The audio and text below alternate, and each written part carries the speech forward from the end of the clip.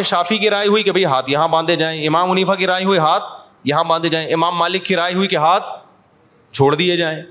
تو یہ سب چیزیں حدیثوں میں ہمیں ملتی ہیں. امام شافی کی رائے رکوع میں جاؤ تو ہاتھ اٹھا کے نماز پڑھو، رفع الیدین کرو. امام حنیفہ کی رائے عبداللہ بن مسعود کی صحیح حدیث ہے کہ بھئی صرف تکبیر تحریمہ میں کرو، اس کے علاوہ نہیں کرو. اور اس نماز کو عبداللہ بن مسعود نے نبی کی نماز قرار دیا. تو امام صاحب نے دلائل کے تانے بانے ملائے، انہوں نے کہا میری نظر میں یہ آخری نماز ہے نبی کی. اس پہ قرائن ہے ان کے پاس، بہت مضبوط قرائن ہے. اب جب یہ مکاتب فکر بن گئے تو جس نے امام شافی کو فالو کیا وہ رفع الیدین کر رہا ہے، جس نے امام حنیفہ کو فالو کیا وہ نہیں کر رہا. اب اس میں یہ کہنا کہ وہ حدیث کو مانتا ہے، وہ حدیث کا منکر ہے، یہ ہے جہالت. اٹ از کالڈ، یہ اس کا مطلب ہے آپ کو ایک ادھر کے دلائل معلوم ہے ادھر کے معلوم نہیں ہے، یا آپ کی کھوپڑی میں آ نہیں رہے، اپنی جہالت کو دوسروں پہ آپ تھوپ رہے ہیں. سمجھتا نہیں ہے نا بات. امام صاحب کا جو مذہب ہے رفع الیدین نہ کرنے میں بہت مضبوط مذہب ہے. امام ترمذی امام بخاری کے شاگرد لکھتے ہیں کہ زیادہ تر صحابہ رفع الیدین نہیں کرتے تھے. اس پہ میں کئی دفعہ پیش کر چکا ہوں حوالے، لیکن ابھی یہ ٹاپک نہیں ہے رفع الیدین. ایسا نہ ہو میرا پورا بیان وہ رفع الیدین کا کلپ نکال کے آگ لگا دیں اس میں. دونوں طرف دلائل ہیں.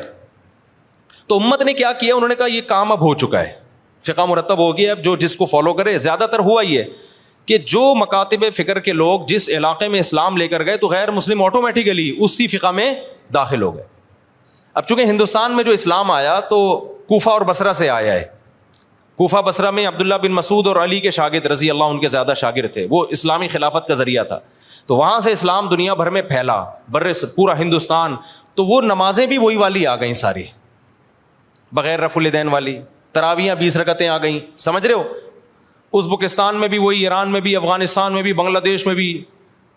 تو میجورٹی جو تھی وہ وداؤٹ رفع الیدین نماز پڑھنے لگی. اور چونکہ یہ امام حنیفہ کی رائے تھی تو اس مکتبہ فکر کو کیا کہا جانے لگا؟ بولو، حنفی. اب اگر اس کو ہم مسلم کہتے، اس کا مطلب جو رفع الیدین کرنے والے ہیں وہ کیا ہیں؟ غیر مسلم. تو یہ کوئی عقل کی بات ہوتی؟ یہ میں اس لیے کہہ رہا ہوں، لوگ کہتے ہیں نا حنفی نہ شافی، ہم تو صرف مسلم ہیں. ابے تو پاگل ہے، تو پاگل ہے، تو منجن بیچ رہا ہے. بھائی ہم حنفی ہیں، شافعی اور مالکیہ کے مقابلے میں حنفی ہیں. غیر مسلم کے مقابلے میں کوئی حنفی شافعی نہیں ہوتا. اس میں ہم کیا ہیں؟ اس میں تو مسلم ہیں سارے. تبھی ہم بلا وجہ اپنے آپ کو نہ دیوبندی کہتے ہیں نہ حنفی کہتے ہیں. کبھی دیکھا ہم نے بلا وجہ دیوبندی حنفی خام خواہ کی؟ جب بھی کوئی پوچھے بھائی ہم مسلمان ہیں ماشاء اللہ سب لوگ. جہاں ضرورت پڑتی ہے، جیسے رشتہ لینے کے لیے گئے تو اگلا پوچھے گا تو دیوبندی ہے بریلوی؟ آپ نے کہا میں مسلم ہوں، علمی کتابی ہوں. تو وہ کہے گا تو کیا ہے بھائی، تو تیجا کرتا ہے کہ نہیں کرتا؟ وہ کہے میں نہیں کرتا. تو بولنا دیوبندی ہوں، پھوٹتا کیوں نہیں منہ سے؟ یا تو دیوبندی ہے یا اہل حدیث ہے، یہ دونوں نہیں کرتے. کیا خیال ہے بھائی؟ یا تو دیوبندی ہے یا کیا ہے؟ اہل حدیث ہے. کہ نہیں میں کچھ بھی نہیں ہوں.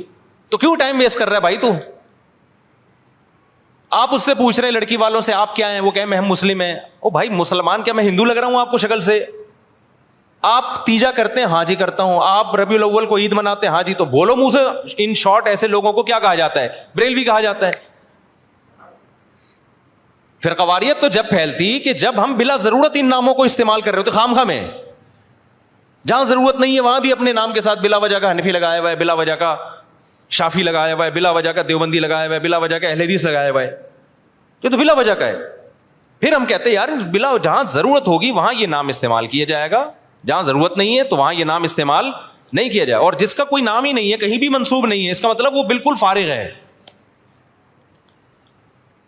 اس کا مطلب وہ کیونکہ جتنے بھی مسلمانوں میں فرقے چلے آ رہے ہیں وہ یا تو یہی ناموں سے ہیں، اور حدیث میں آتا ہے جو اہل حق ہے وہ ہمیشہ رہیں گے. تو آپ جب نئی چیز مارکیٹ میں لا رہے ہو تو آپ کبھی بھی اہل حق میں شامل نہیں ہو سکتے.